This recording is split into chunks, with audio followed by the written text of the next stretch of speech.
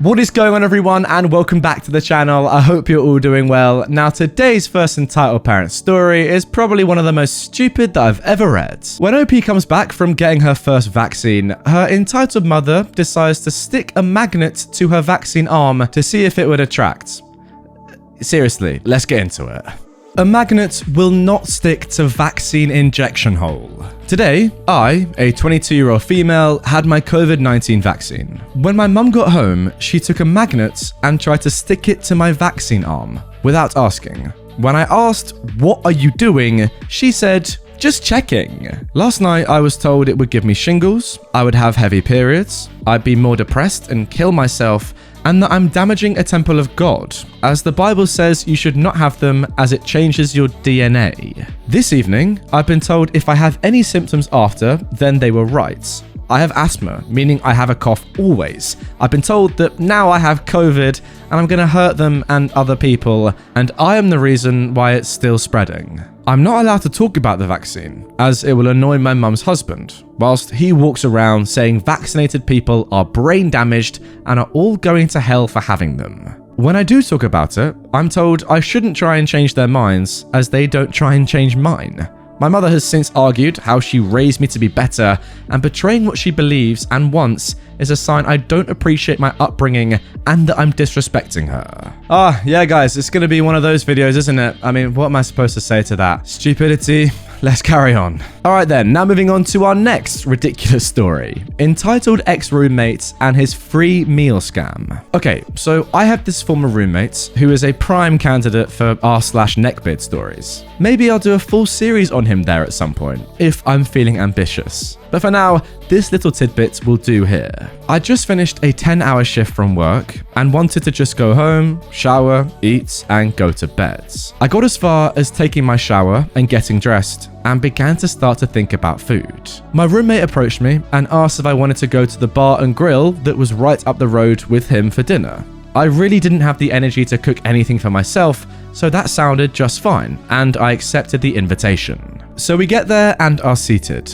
He immediately orders a large appetizer and a drink. We then proceed to order our entrees. We wait for them to come out, and I, at this point, am fighting just falling asleep right at the table. We finish our meal after he orders 2 more drinks, and the waitress comes to give us the bill. She asks, as they do, if the bill is separate or together. I begin to say it's separate, as I didn't expect him to pay for me, but then this happens. He looks at me and says, I don't have any money. So this son of a dog invites me to dinner, knowing full well he has no way of paying for his meal or any of the extras that he ordered, then sticks me with the bill? Sadly, this is only one of the many and not even the worst things this sorry excuse for a human being has put me through. Again, more later if people are interested. To be fair, normally if someone didn't have their card or, couldn't pay at an actual restaurant, I'd say that's absolutely fine. Just, send me the money later. But I think it's pretty clear from the fact that you've made this post, OP, and the fact that you're not very happy about it, that you don't expect to get our money back anytime soon. What a terrible person. Now, good thing for OP is that they are now entitled ex-roommate, so they've done the right thing and got rid of them, or at least moved out themselves. So that's a positive. But yeah, inviting someone to dinner and not having money to pay, why? Now moving on to our third story. Entitled neighbor throws a fit that I won't let her in my house to take my alcohol when I'm gone. I live in a 3-unit townhome. We're all good friends and share keys with each other. One of them is my best friend, who, with my approval, enters my house when I'm gone to grab a soda. In return, she cooks me food and shares her alcohol with me on weekends. Only thing is, she has the code to my house alarm. This becomes relevant later. One day, my entitled neighbor, who lives in a different building, sees her leaving my house and asks what's up. My friend tells her what's going on. The entitled neighbor thinks we're friends, just because I'm friendly to her when she comes around, and texts me to rat out the neighbor. I tell her it's fine. Now, the entitled neighbor is very obnoxious, but we are all nice to her, because you don't want crazy people living across the streets. The neighbor, a week later, comes by and asks why I won't give her a key. I make up an excuse that it's a safety thing because I'm the only one with a fire extinguisher, which is also a fact. The only excuse I can think of now is my landlord won't let me. It seemed to shut her up. I really do not want her in my house. I can only imagine what she'll do in there, and her bringing her kids over to see my stuff. I have expensive computer equipment. I don't need kids around. Fast forward a month later, she sees me unload a bucket of fireball shots and quickly makes a beeline across the street and asks for some and tries to make friendly conversation. I roll my eyes and struggle with the seal and hand her to. Thanks babe, love ya. Whatever, it's not a big deal. Meanwhile, she still messages me like friends, and I watch her house from time to time while she's gone. Last week, I'm at my mum's house when I get a phone call from my home security system company asking if I need police.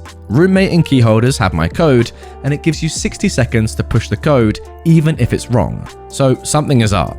I rush home and my front door is wide open, letting the hot summer air strain my electric bill with 2 cops inside. It's none other than my entitled neighbor standing at the counter and casually saying, "Here she is. She lets me in her house. We're best friends."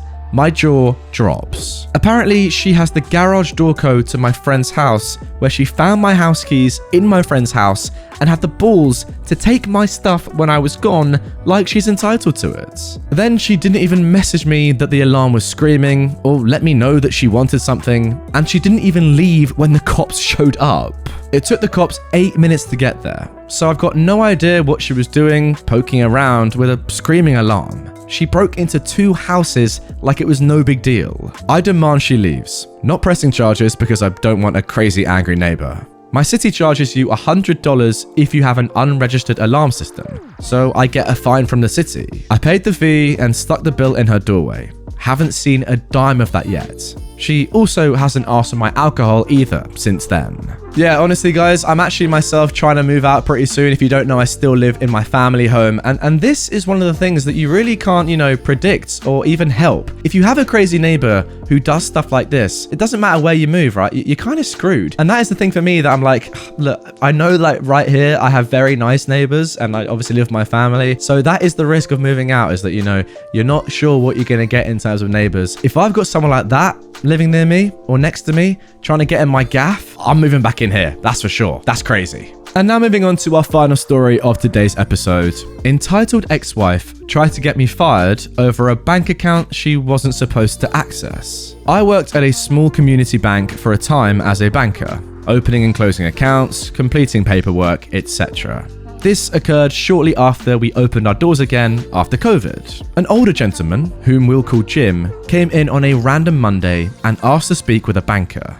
I was available and invited him into my office. Once inside, he relayed that he and his wife, we'll call her Karen, were going through a divorce. Jim expressed that Karen had full control over the finances, to the point where he didn't even have a checkbook or debit card for the accounts, even though one of the accounts was solely funded by his pension checks. He then informed me that he'd come in to check if Karen had been writing checks off of the accounts, as he had a copy of a legal document she had signed stating that she'd only be writing checks off of the account for necessities up until a certain date, which happened to be 3 weeks prior to Jim coming in.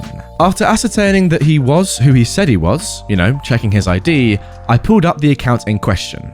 Since Karen only had checks for the accounts, we could track and view a photocopy of each check written that had been cashed. We discovered that she had continued to spend not only past the date she was supposed to stop, but she'd also been writing checks for non-essentials, also a no-no. Jim then tells me that he was suspicious that this would happen, because when they began the divorce process, she'd taken half of the money out of the accounts and was forced to put it back. I could see the transactions in the account history. He wasn't lying. He then asked me what he can do to ensure that she cannot touch his money. I told him that since she has the checkbook for the account, taking her off of the account wouldn't guarantee that she couldn't touch it. The only option would be for him to close this account and open a new account with only him on it. He decided that he wanted that, so we did it. After he leaves, I continue on my day, updating my supervisor on the situation due to how strange everything was. Well, a few hours later, Karen, who I've never met before, storms in and demands to speak with the supervisor. My boss takes her into her office And what I was told later was that Karen was demanding I be fired because I was talking badly about her. That's a lie. And that I closed her checking account without calling her to get her consent. My manager explained to her that our policy with joint accounts is that either party on the account can close the accounts without the other party's consent. She also assured Karen that I would never talk badly about anyone, especially someone I've never met. Mind you, my boss's office is next to mine, with extremely thin walls, so she would have actually been able to hear if I was talking badly about her. She ended up storming out angrily after giving me the stink eye. Bit of a strange one to end on there. To be honest, I kind of blame the bloke in this story. Is that deep? I don't know. Like, if you had lots of money, would you chuck it all into a joint account with your wife? Look, she's your wife. Fine. You expect, obviously, when you marry someone to be with them for your life, but divorces happen and they're quite common these days. And in the event of something happening like this, surely you'd want to have at least like a bit of money that you earn yourself. Like your pension surely should go into your account first, and then you would put, a little bit or, a decent amount into a joint account for you both to use. That's how I would think it would work anyway, rather than just chucking everything into a joint account. Because then you risk this happening and, it wasn't a great ending, was it? Sounds like a very messy divorce to me. And speaking of messy, he's the GOAT. Just remember that. Anyway, guys, that is going to do it for this one. Really hope you have enjoyed it. If you did and you want more from me right away, check out this playlist on screen right there of all my Entitled Parents videos. Whatever you're doing, playing a game, going to sleep, chilling, whatever, whack that on and it will make your day 100,000 times better. And that's an exact stat. So click that now. All right, bye.